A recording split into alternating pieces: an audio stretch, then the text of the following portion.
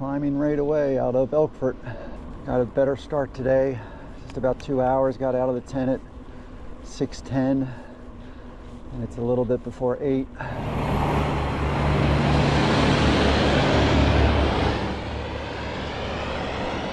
So this climb, 836 feet over 2+ miles.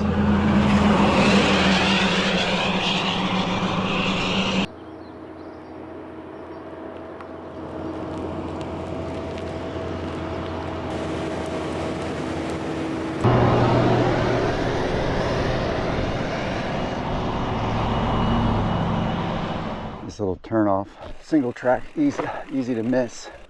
Thank goodness it's only 4/10 of a mile. This is what I dread, pushing this 100-pound bike up this kind of incline.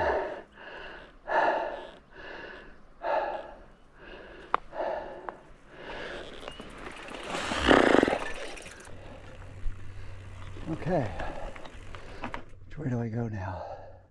I go left. Lily Lake, parking lot, Lost Lake. So I've gone left. Whoa! Oh, I should have more speed. Right. And I was in the wrong gear. Got a pretty good descent from that climb.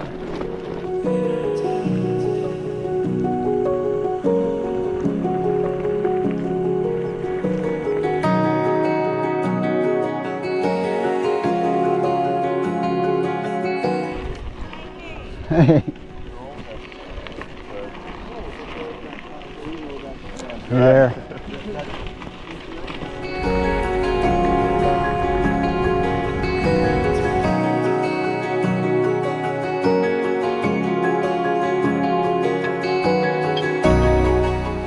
You go over a lot of these kind of bridges that are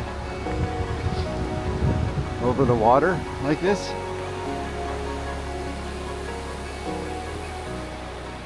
"15 miles in, just turned onto Elk Valley Highway, I believe, and it looks like Garmin's saying I'm going to turn left onto Lower Elk Valley Road in about 2 miles. I wonder if this is Elk Valley.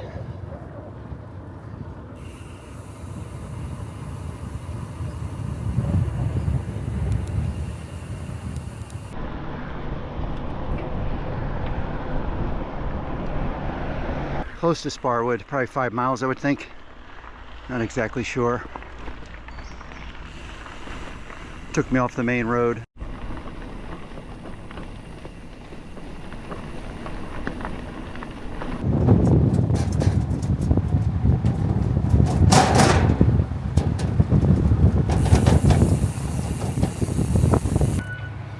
That's a big truck.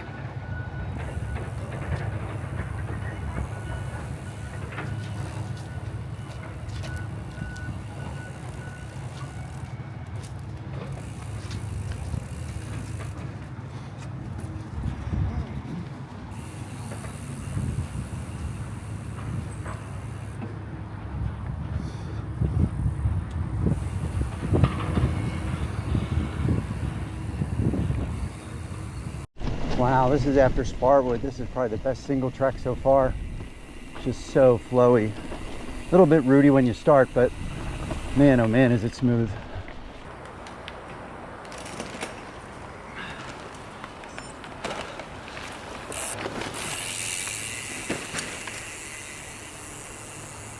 Okay, just getting off this nice gravel road. We're gonna get on the main highway here for a little bit.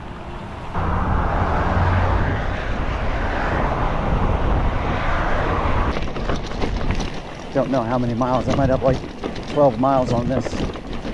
It's open to right off to the side on the berm a little bit. Might be a little less. I think it's going to be hit and miss.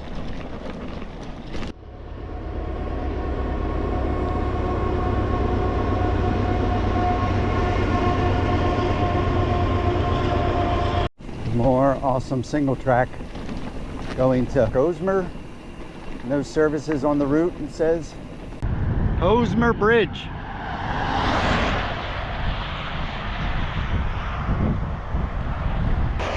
lot of traffic. Almost at Fernie.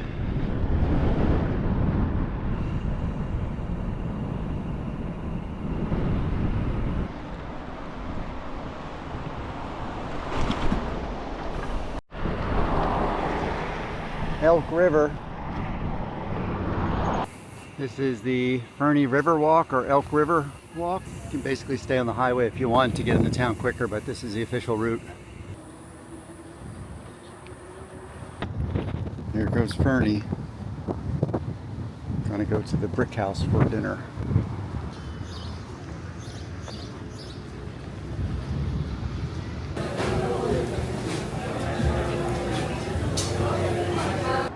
Took a walk down from downtown to get some ice cream at the Happy Cow. Really good. Would recommend it. Don't have any water though. If you want water, it's pretty close to the hostel. Here I am, 8 o'clock in Fernie. Got up at 6. Going to make it out at 8. That's great. Stayed here at the Raging Elk Hostel. It was okay. Got a pod, $75. Downtown's cool. There's restaurants. They do have storage for the bikes. They just give you a key. I guess everyone has a key, but you can get the storage is down here below. There's the Beast. Here we are. So we stopped at Freshies for breakfast. I did make a sandwich. Dom from San Diego recommended it. So yeah, it's 8:25. Hopefully we'll be on the road by 9. I just have to stop and check the nuts and bolts on the bike. I really haven't done any other than visually inspecting it. I need to really take a look at it. Bike's running great. A little bit of a shimmy, but I can handle it. Should only be about 50 miles today. Leaving Fernie.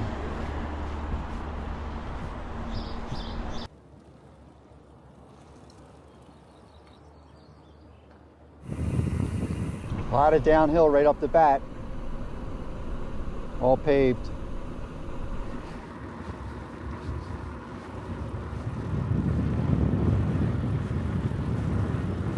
This is some awesome gravel, just packed down, and just really, it's the best gravel so far on the ride outside Fernie. Only gone a few miles, pretty much as soon as the asphalt ends. And seeing these piles of accumulated trees. I don't know if it's like bark beetle or doesn't look like fire damage. Maybe they're trying to contain a disease or something. On my way to Wurtz Lake recreational area for the night. I think it's free actually, which would be good. We got a lot of conversations today at the coffee shop. I was surprised. I just thought us tourists were like a dime a dozen. Woo, see that dust? That's what I'm talking about. That's how bad this road. The road is really great to ride on, but this dusting is really ugh. Okay, so that looks good. Check this guy. Everything looks pretty secure.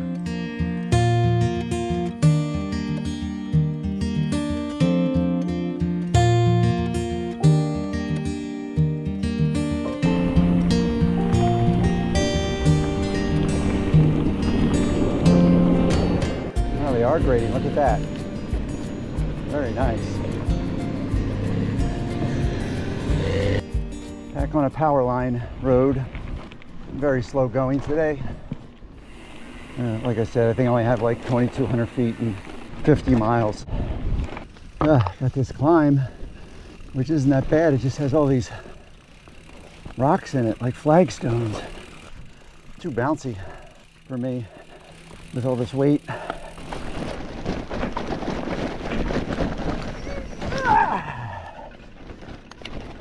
This rocky surface has continued for at least a mile. Hey there.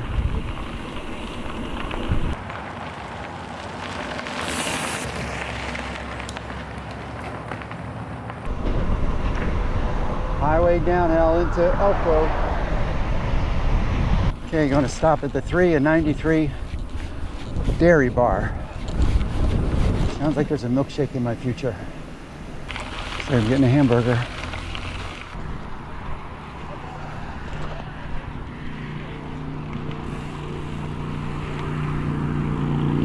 Hi there. Oh, hi. Okay, just leaving the 3 and 93 cafe or milk bar. Downhill for about a mile.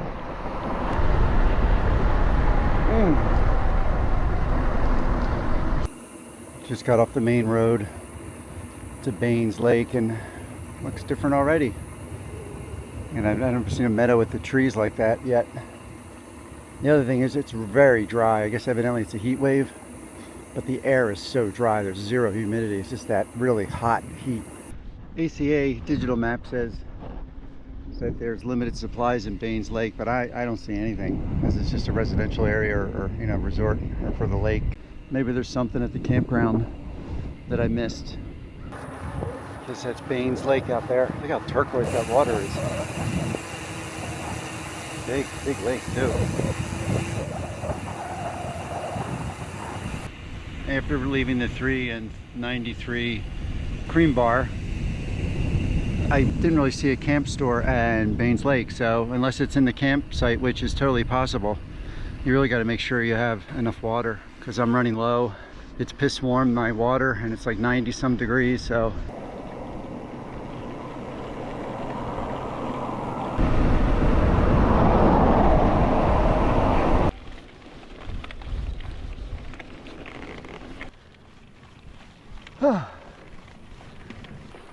this section on 93 is no joke. It says I'm 4 miles from the campground, but this was the road I turned off of 93 onto, and the washboards are pretty bad. Guess it makes up for how great it was this morning. Very brown, dry heat, dry wind. It's basically a tinderbox, man, here. I'm taking this cut through off the route to get to Wurtz Lake. Thinking this might be shorter, but it's a lot of hike-a-bike. Looks like I got some down now. Oh, this looks good. Made it to the lake. Now I just got to get to the campsite.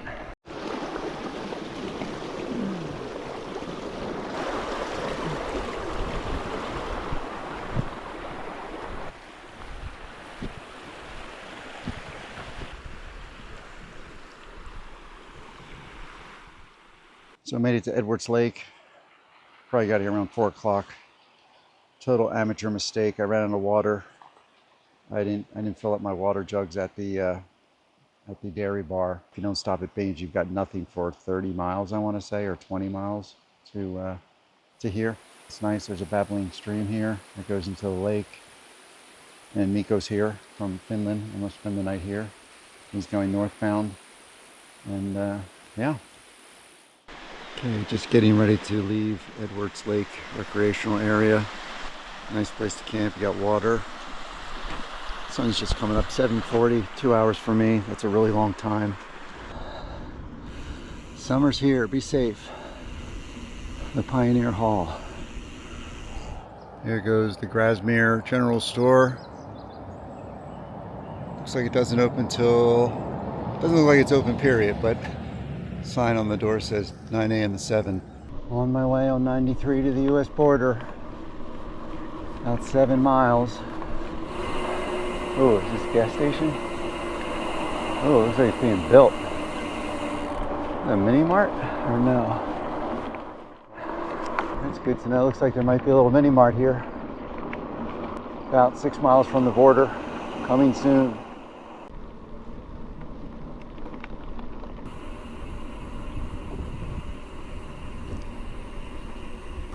Okay, made it to Montana. Just crossed the border. Thought there would be something here in Roosevelt, but there's nothing here. I mean, well, in terms of services, beautiful. There's no services in terms of getting coffee. I broke camp thinking that there might be something here, so it looks like it's going to be Eureka for me to get something to eat. Awesome day. Gonna be hot though. Looks like Montana.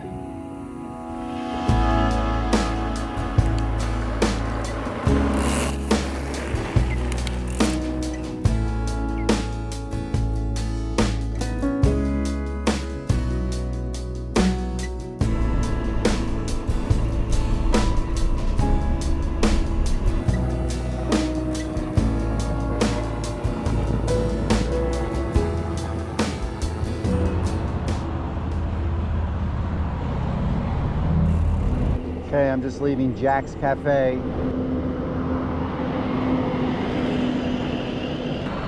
What I would recommend is when you first enter town, you need to stop at a grocery store. I think Watson's is the first one you come to, and there's another one called Montana Grocery, I believe.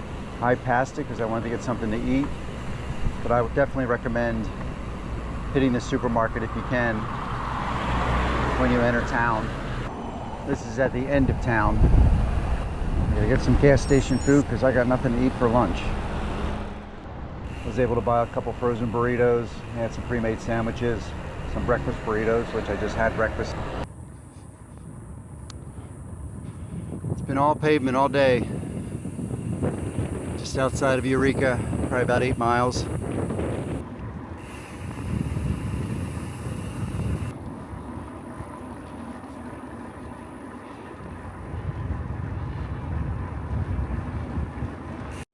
Time to get some water. Awesome.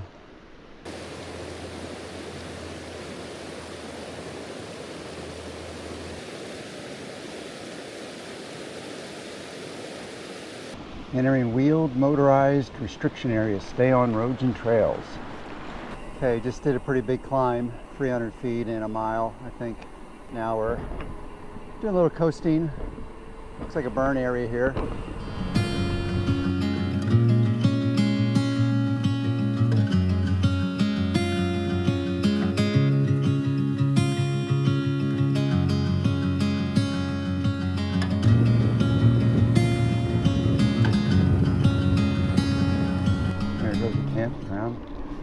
The New Eye Recreation, Birch Creek. Just came up this way, almost to where I have to make a turn to a campground. I think maybe I'll stop there for lunch and continue the climb. You know, the fact that it's paved makes it so much more reasonable. Deer.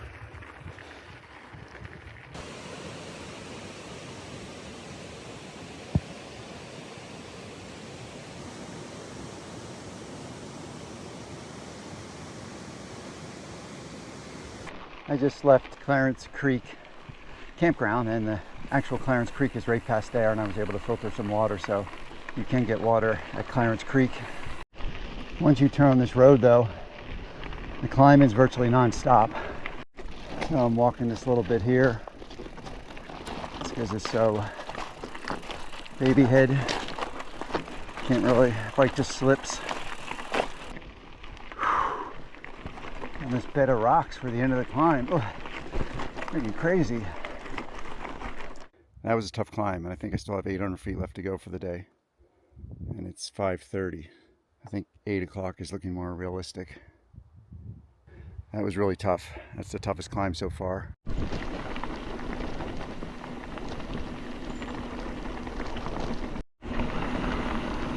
Awesome descent so far. Just finishing up, getting some spring water, filtered it, filled up my 2 bottles. These little nice little beautiful butterflies. I think my backpack is a flower, I guess.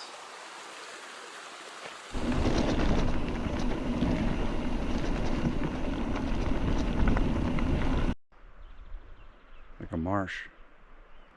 Watershed, I don't know what you call it, but yeah, coming up onto Shook Campground, probably about a mile away. Still going down.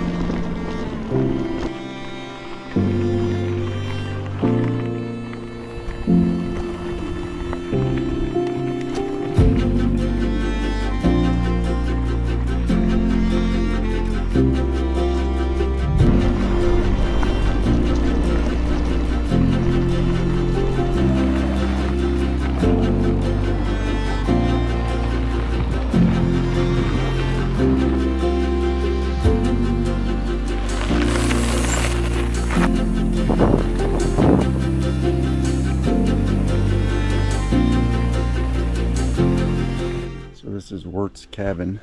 I mean, I guess I'll stop here for the night, 7:30. Settle at 8:30, 9 o'clock, yeah. I mean, I guess you can rent this cabin. And I think that's where they keep the wood. And then there's a restroom.